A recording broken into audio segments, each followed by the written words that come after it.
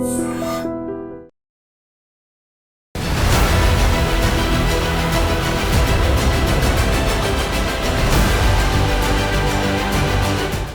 మొత్తం రగిలిపోతోంది. ప్రజలందరికీ కోపం కట్టలు తెంచుకుంటోంది. ఓ మానవ మృగం చేసిన దారుణంపై ఒక్కొక్కరి రక్తం ఉడికిపోతోంది.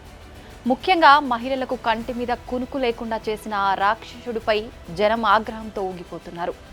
కళ్ళ ముందు కనిపిస్తే తొక్కి చంపేసేలా ఉన్నారు. ఆ చీడ పురుగుకు ఉరే సరైన శిక్ష అంటూ నిరసనలు తెలుపుతున్నారు. నిర్భయ ఘటన జరిగి 12 ఏళ్లు గడుస్తున్నా దేశంలో మళ్లీ అలాంటి పరిస్థితులే ఉండటంపై బగ్గుమంటున్నారు. కొత్త చట్టాలు ఎన్ని వచ్చినా మహిళలకు రక్షణ లేదంటూ ఆందోళనలు చేస్తున్నారు. మమ్మల్ని బతకనివ్వరా అంటూ పాలకులను దేశ ప్రజలు ప్రశ్నిస్తున్నారు. ఎన్నాళ్లు తమపై అఘాయిత్యాలు చేస్తారంటూ మండిపడుతున్నారు.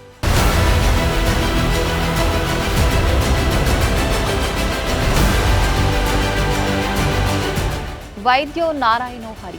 వైద్యులు దేవుళ్లతో సమానమని అర్థం. అలాంటి వైద్యులకే రక్షణ లేకుండా పోతే, ప్రాణం పోయాల్సిన వైద్యుల ప్రాణాలు తీసుకుంటూ పోతే, మరికొద్ది రోజుల్లో స్టెథోస్కోప్ పట్టుకొని ప్రజలకు వైద్య సేవలు అందించేందుకు ట్రైనింగ్ అవుతున్న వైద్య విద్యార్థినిని అత్యంత కిరాతకంగా పొట్టన పెట్టుకున్నాడు ఓ కీచకుడు. పశ్చిమ బెంగాల్ రాజధాని కోల్కతాలో జరిగిన ఈ అమానుష ఘటన యావత్ దేశాన్ని కుదిపేస్తోంది. కోల్కతాలోని ఆర్జికర్ మెడికల్ కాలేజీలో ట్రైనీ డాక్టర్ను దారుణంగా అత్యాచారం చేసి చంపేశారు. ఈ అత్యాచార హత్య ఘటన యావత్ దేశాన్ని దిగ్భ్రాంతికి గురిచేస్తోంది. ఈ కేసులో బాధితురాలికి న్యాయం చేయాలని డాక్టర్లు, ప్రజలు రోడ్డెక్కి నిరసన తెలుపుతున్నారు. భారతీయ మెడికల్ హిస్టరీలోనే ఓ డాక్టర్పై ఇంతటి దారుణం జరగటం ఇదే తొలిసారి. ప్రస్తుతం ఈ కేసును సిబిఐ విచారిస్తుండగా ఆ రోజు జరిగిన ఘటనలపై అనేక కొత్త విషయాలు ప్రతిరోజు వెలుగు చూస్తున్నాయి. ఆర్జికర్ మెడికల్ కాలేజీ అవినీతి పుట్టగా మారిపోయిందనే విమర్శనలు వెల్లువెత్తుతున్నాయి. మాజీ ప్రిన్సిపల్ సందీప్ ఘోష్ అవినీతి అంతా ఇంతా కాదని తెలుస్తోంది. దేశాన్ని కుదిపేస్తున్న ఈ ఘటన వివరాల్లోకి వెళ్తే, ఆగస్టు 9న కోల్కతాలోని ఆర్జికర్ మెడికల్ కాలేజ్ అండ్ హాస్పిటల్లోని సెమినార్ హాల్లో ఉదయం 9 గంటలకు ట్రైనీ డాక్టర్ మృతదేహం లభ్యమైంది.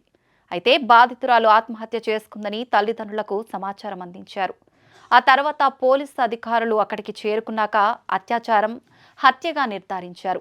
బాధితురాలి తల్లిదండ్రులు ఘటనా స్థలానికి చేరుకున్నప్పటికీ వాళ్లను 3 గంటల పాటు తమ కూతురిని చూడనివ్వలేదు. పోలీసులు తెలిపిన వివరాల ప్రకారం నిందితుడు సంజయ్ రాయ్ బాధితురాలిపై అత్యాచారానికి ఒడిగట్టే ముందు కోల్కతాలోని 2 వ్యభిచార గృహాలకు వెళ్లాడు. ఘటన జరిగిన ఆగస్టు 8న రాత్రిపూట సంజయ్ రాయ్ మద్యం సేవించి ఆసుపత్రికి చెందిన మరో సివిక్ వాలంటీర్తో కలిసి కోల్కతాలోని రెడ్ లైట్ ఏరియాలకు వెళ్లాడు. వీరిద్దరూ కలిసి ఓ 2-వీలర్ను అద్దెకు తీసుకొని తొలుత సోనాగచ్చికి అర్ధరాత్రి సమయంలో వెళ్లారు. అక్కడ రాయ్ వ్యభిచార గృహం బయట నిల్చోగా అతడి మిత్రుడు లోపలికి వెళ్లాడు. అనంతరం రాత్రి 2 గంటల సమయంలో దక్షిణ కోల్కతాలోని ఓ వ్యభిచార గృహానికి వెళ్లారు. ఆ సమయంలో రోడ్డుపై వెళ్తున్న ఓ మహిళను కూడా సంజయ్ రాయ్ వేధింపులకు గురిచేశాడు. ఉదయం 3:50 సమయంలో రాయ్ ఆర్జికర్ ఆసుపత్రికి చేరుకున్నాడు. తొలుత ఆపరేషన్ థియేటర్ డోర్ను పగలగొట్టిన నిందితుడు 4:03 సమయంలో అత్యవసర విభాగంలోకి ప్రవేశించాడు. ఆ తర్వాత 3వ అంతస్తులో ఉన్న సెమినార్ గదిలోకి వెళ్లాడు. ఆ సమయంలో బాధితురాలు సెమినార్ హాల్లో గాఢ నిద్రలో ఉండగా రాయ్ ఆమెపై దాడికి పాల్పడ్డాడని పోలీసులు తెలిపారు. ఇక బాధితురాలు చనిపోయిన విషయాన్ని ఉదయం సుమారు 10:53 బాధితురాలి తల్లికి ఈ విషయం చేరవేశారు. కానీ తొలుత బాధితురాలు ఆత్మహత్య చేసుకున్నట్లు ఆసుపత్రి సిబ్బంది చెప్పారు. అనంతరం ఇది హత్యాచారంగా తేలింది. బాధితురాలు చనిపోయిన సెమినార్ హాల్లోకి నిందితుడు వెళ్లినట్లు సీసీటీవీ ఫుటేజ్ ఆధారంగా పోలీసులు సంజయ్ రాయ్ను అరెస్ట్ చేశారు. దీనిపై దేశవ్యాప్తంగా తీవ్ర ఆందోళనలు వెల్లువెత్తడంతో కేసును సీబీఐకి అప్పగించారు. తొలుత కేసు నమోదు చేసిన ఎస్ఐ అనూప్ దత్తాపై సీబీఐ ప్రశ్నల వర్షం కురిపించింది. ఎస్ఐతో కలిసి నిందితుడు దిగిన పలు ఫోటోలను దర్యాప్తు సంస్థ సేకరించింది. వైద్యురాలి హత్యాచార ఘటనపై కళ్ళు బైర్లు కమ్మే వాస్తవాలు వెలుగులోకి వచ్చాయి. బాధితురాలు నరకయాతన అనుభవించి చనిపోయినట్టు పోస్ట్మార్టం నివేదిక స్పష్టం చేసింది. ప్రాణాలు పోయే ముందు ఆమెను ఎన్ని చిత్రహింసలకు గురి చేశారు అనేది బయటపెట్టింది. పోస్ట్ మార్టం నివేదికపై చర్చ జరుగుతుండగా మరిన్ని వాస్తవాలు వెలుగు చూశాయి. వైద్యురాలిని గొంతు నులిమి ఊపిరాడకుండా చేసి చంపినట్టు వెల్లడైంది. మర్మాంగం ఛిద్రమయ్యేలా అత్యంత కిరాతకంగా నిందితుడు ప్రవర్తించినట్టు రిపోర్టు స్పష్టం చేసింది. బాధితురాలి శరీరంపై మొత్తం 14 గాయాలు ఉండగా ముఖం, తల, మెడ, చేతులు, ప్రైవేట్ పార్ట్స్లో చాలా చోట్ల గాయాల గుర్తులు ఉన్నాయని పోస్ట్ మార్టం నివేదిక బహిర్గతం చేసింది. సాయం కోసం అరవకుండా నోరు నొక్కి గొంతు నులిమి విలవిలలాడేలా చేసి ప్రాణాలు తీసినట్లు నివేదికలో వెల్లడైంది. దీనివల్ల థైరాయిడ్ మృదులాస్థి విరిగిపోయింది.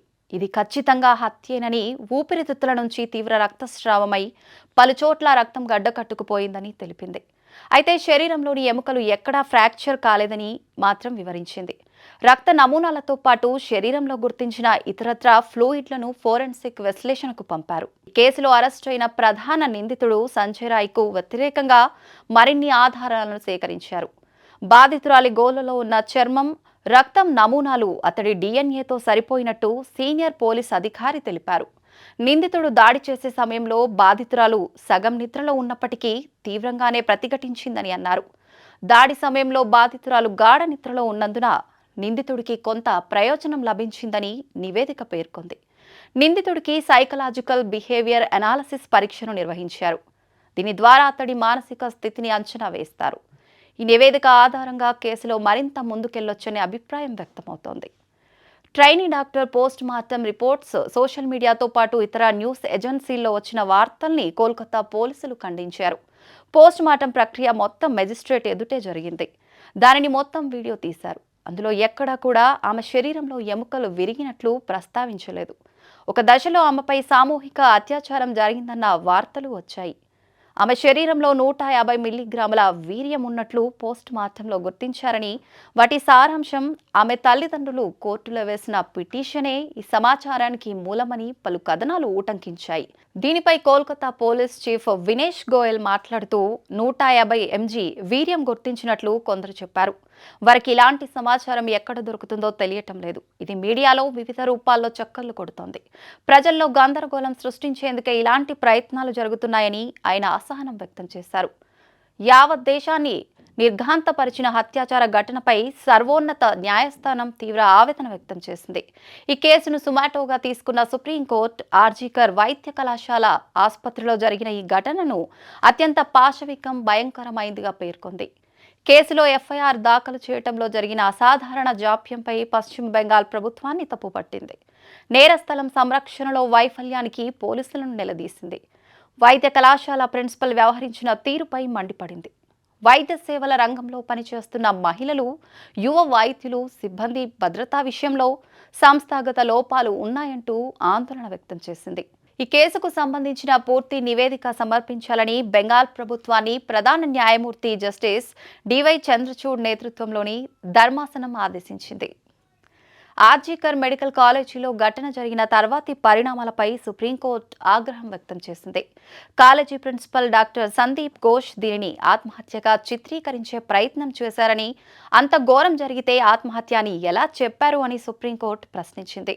మృతదేహాన్ని కుటుంబ సభ్యులు అప్పగించిన చాలా గంటల తర్వాత ఎఫ్ఐఆర్ నమోదు చేయడంతో పాటు తల్లిదండ్రులను 3 గంటల పాటు కూతురిని చూసేందుకు ఎందుకు అనుమతించలేదని న్యాయమూర్తి ప్రశ్నించారు.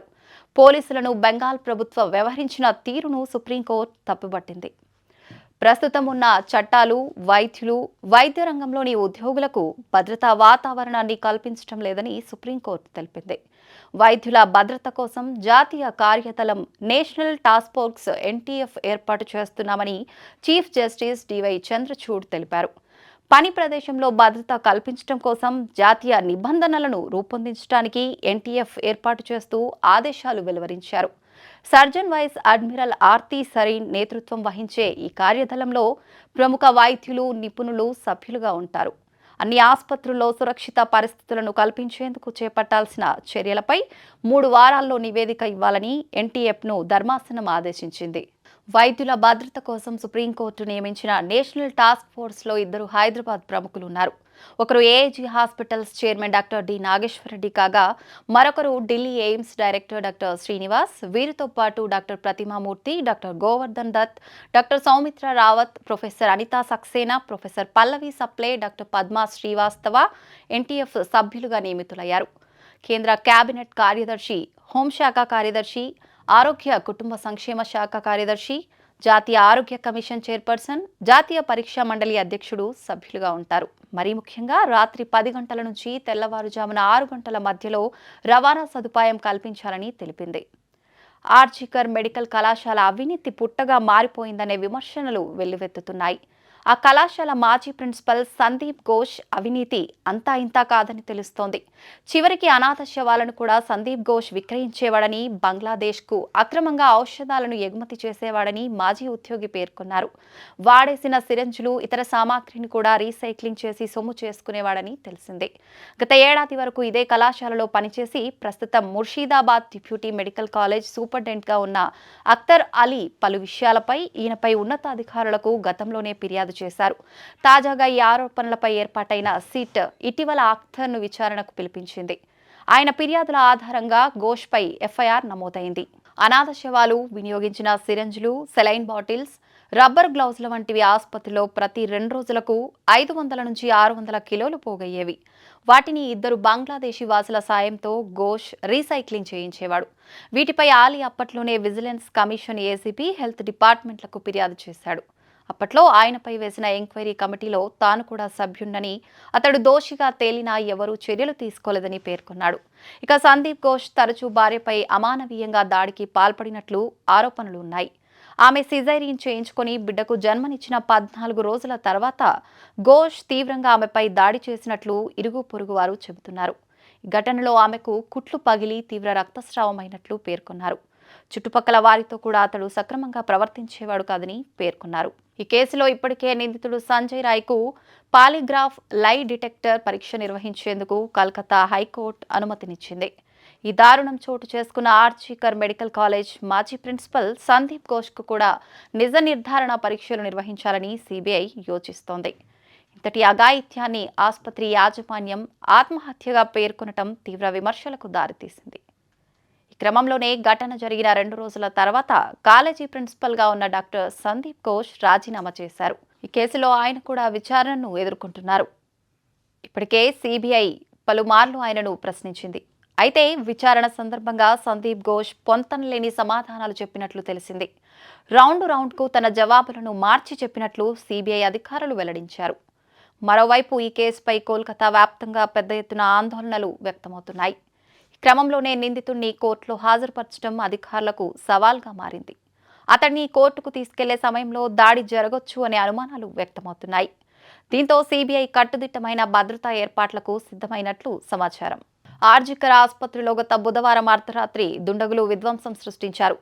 హత్యాచారానికి వ్యతిరేకంగా ఒకవైపు కోల్కతా నగరమంతా నిరసనలు తెలుపుతుంటే మరోవైపు ముసుగులు ధరించిన విధ్వంసకారులు కర్రలు, ఇటుకలు, రాడ్లతో ఆసుపత్రి ఆవరణలోకి దూసుకొచ్చి దాడులు చేశారు. అత్యవసర గది, నర్సింగ్ స్టేషన్, మందుల దుకాణం, అవుట్ పేషెంట్ విభాగాలతో ఓపీడీతో పాటు సీసీటీవీలను ధ్వంసం చేశారు. దాడికి పాల్పడిన వారిలో ఇప్పటి వరకు పలువురిని అరెస్ట్ చేశారు.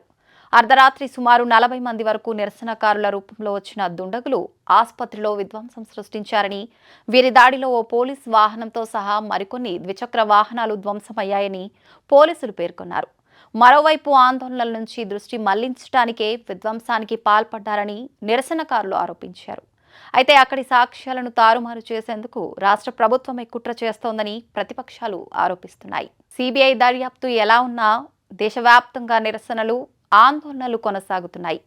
ఇప్పటికైనా ఆసుపత్రుల్లో పనిచేసే సిబ్బందికి, ముఖ్యంగా మహిళల రక్షణకు కఠిన చట్టాలు రూపొందించాలని దేశ ప్రజలు డిమాండ్ చేస్తున్నారు.